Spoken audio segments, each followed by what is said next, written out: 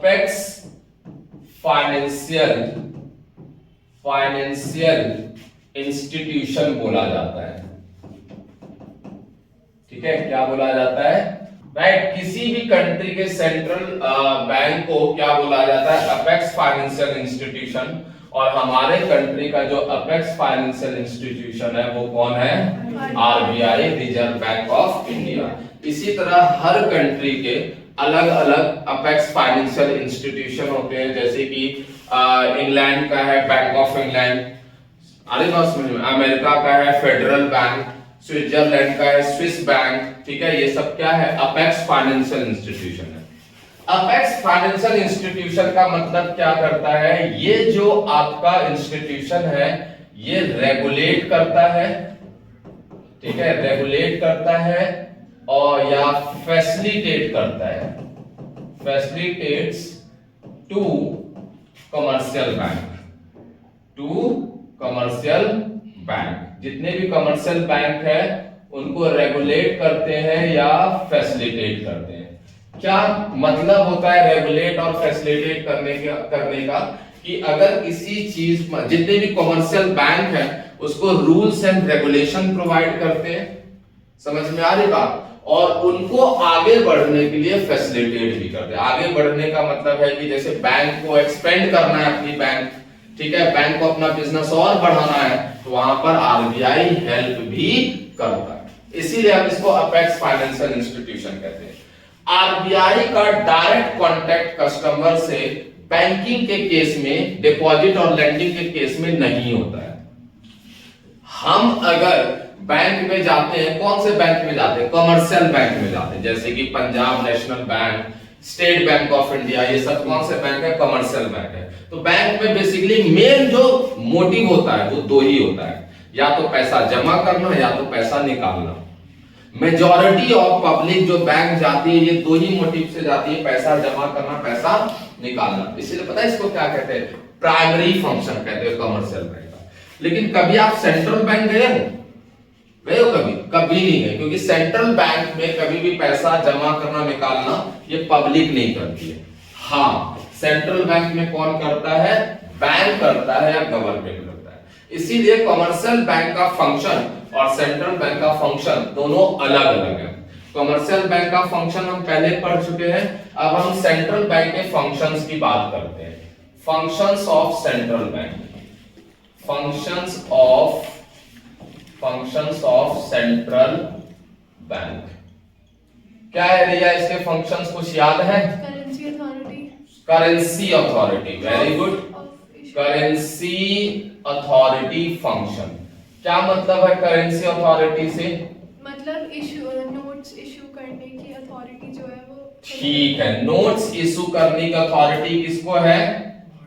किसको है Aditya? Note issue करने की आरबीआई को। मतलब जितने भी इशू ऑफ करेंसी है, all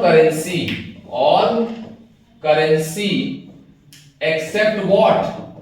except 1 rupee note, except 1 rupee note and coins,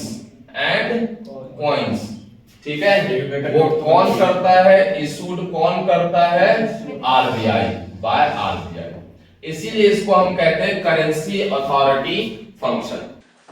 banker to government का मतलब ये है कि जिस तरह हम कमर्शियल बैंक में जाते हैं, पैसे जमा करते हैं, डिपॉजिट करते हैं, उसी तरह बैंक के जितने भी, पहले तो बैंक क्या करता है? गवर्नमेंट के लिए करंट अकाउंट ओपन करता है। सेविंग अकाउंट में पॉसिबल ही नहीं है इतना लार्ज ट्रांजैक्शंस, तो क्या ओपन करता है? Current account. इसके बिहाफ से जितने भी टैक्सेस आएंगे या जितने भी गवर्नमेंट पेमेंट करेंगे, किसको? अगर जो भी पेमेंट इकोनॉमिक टर्म्स में होगा, वो सारा कौन मैनेज करता है? आरबीआई मैनेज करता है। आरबीआई समझ में? आरबीआई गवर्नमेंट के लिए 3 तरह का रोल प्ले करती है। 3 तरह का, कौन कौन सा? एज अ बैंकर ये क्या करता है? एज अ बैंकर ये अकाउंट ओपन करता है और उसके बिहाफ पे गवर्नमेंट के बिहाफ पे सारे रिसिप्ट एंड पेमेंट को मैनेज करता है। फिर करता है as an agent. As an agent क्या काम करता है? एज एन एजेंट जो भी आपका आप कह सकते हैं कि पब्लिक डेट होता है। पब्लिक डेट का मतलब यहाँ पर ये है कि जो गवर्नमेंट सिक्योरिटीज होते हैं वो इशू करते हैं, अरे या रीपेमेंट करते हैं, तो वो किसके थ्रू? आरबीआई करता है। किस फॉर्म में? एज ए एजेंट के फॉर्म में। इसके पब्लिक डेट को क्या करता है? मैनेज करता है, राइट। उसके बाद तीसरा है as a financial advisor. As a financial advisor. Financial advisor क्या काम करता है? वो कि जो भी मनी इकोनॉमिक मैटर्स में जो भी चीजें होती है, जैसे कि अभी डीमोनेटाइजेशन हुआ था, ठीक है, अभी 2000 नोट्स का डीमोनेटाइज हो गया, सर्कुलेशन से हट गया, तो ऐसा नहीं है कि गवर्नमेंट ने आकर के हटा दिया। वहां पर आरबीआई ने भी वहां हेल्प किया गवर्नमेंट को कि इसके हटाने से क्या पॉजिटिव इंपैक्ट होगा और क्या नेगेटिव इंपैक्ट होगा। पहले भी डीमोनेटाइजेशन हुआ था, वहां पर भी आरबीआई ने, मतलब जो भी चीजें इकोनॉमी में मॉनेटरी में मैटर को लेकर के होगी, वहां पर आरबीआई गवर्नमेंट को सजेस्ट करती है कि आपको ऐसे करना चाहिए या ऐसे नहीं करना चाहिए। समझ में आया? मैंने कितने रोल बताए? 3। Banker to the government, as a banker, as an agent और as a financial advisor. As a banker क्या करेगा? रिसिप्ट एंड पेमेंट को मैनेज करेगा। एज एन एजेंट वो क्या करेगा? पब्लिक डेट को मैनेज करेगा। और एज अ फाइनेंशियल एडवाइजर क्या करेगा? जो भी मनी मैटर्स होता है, इकोनॉमिक मैटर्स होता है, उसके अकॉर्डिंग वो सजेस्ट करता है गवर्नमेंट को कि ऐसे करना चाहिए। Start clear to all? कोई दिक्कत यहां तक? तीसरा फंक्शन है बैंकर्स बैंक। तीसरा थर्ड फंक्शन है आरबीआई का बैंकर्स बैंक। बैंकर्स बैंक का मतलब होता है बैंकों का बैंक। जैसे हमारा रिलेशन कमर्शियल बैंक के साथ है, उसी तरह कमर्शियल बैंक का रिलेशन किसके साथ है? आरबीआई के साथ है। हमारा अकाउंट किसके पास होता है? कमर्शियल बैंक के पास। और कमर्शियल बैंक का अकाउंट किसके पास होता है? आरबीआई के पास। अब बैंकर्स बैंक में क्या करती है? यहां पर भी 3 तरह का रोल प्ले करती है। एक है आपका कस्टोडियन ऑफ कैश रिजर्व।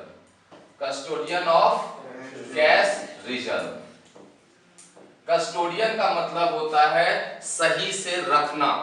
मतलब आप कमर्शियल बैंक, हमने पढ़ा था ना सीआरआर, सीआरआर पढ़ा था ना। What is CRR? It refers to the minimum fraction of deposits which kept by commercial bank with the RBI, right? That is called CRR. तो जो कमर्शियल बैंक आरबीआई के पास रखता है एज अ रिजर्व, तो RBI उसको रखने को ही custodian of क्या कहते हैं? कैश रिजर्व कहते हैं। संभाल के रख रहा है ना, that function is called custodian of cash reserve। समझ आ रहा है या नहीं आ रहा है?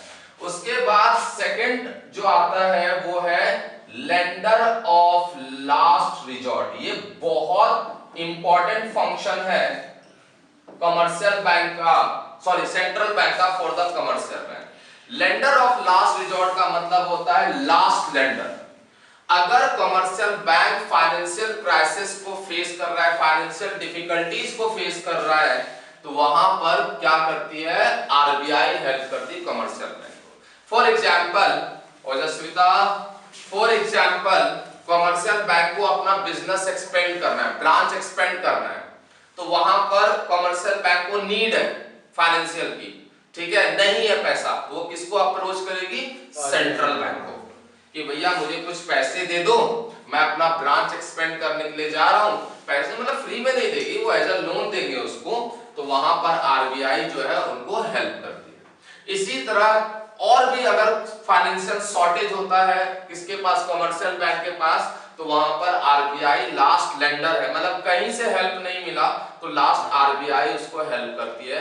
This function is called lender of last resort. समझ आ रहा है या नहीं आ रहा है?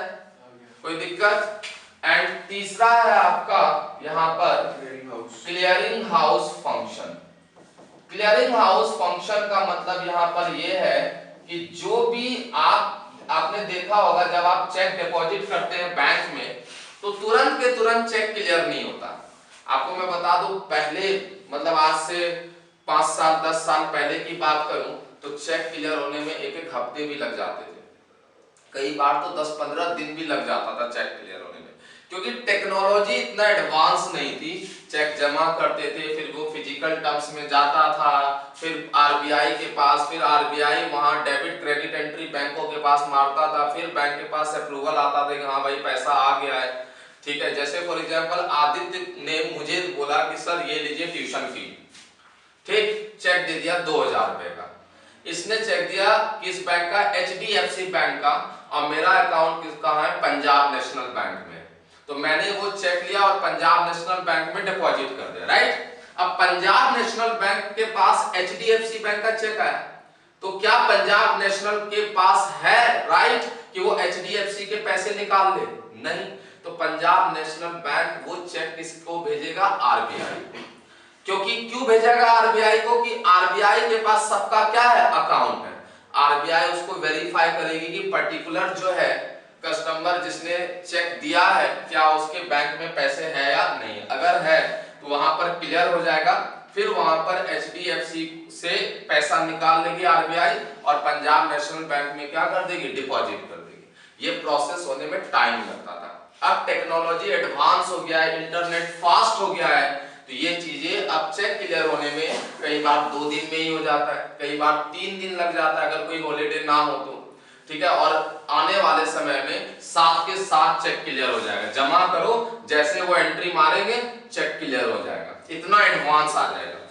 समझ में आ रही बात? तो इसी फंक्शन को हम क्या कहते हैं, क्लियरिंग हाउस फंक्शन। तो ये ओवरऑल फंक्शन है किसका, सेंट्रल बैंक का। और मैं आपको बता दूं आपके पेपर के पॉइंट ऑफ व्यू से ये दो function, banker to the government and bankers bank, maximum time पूछा गया है।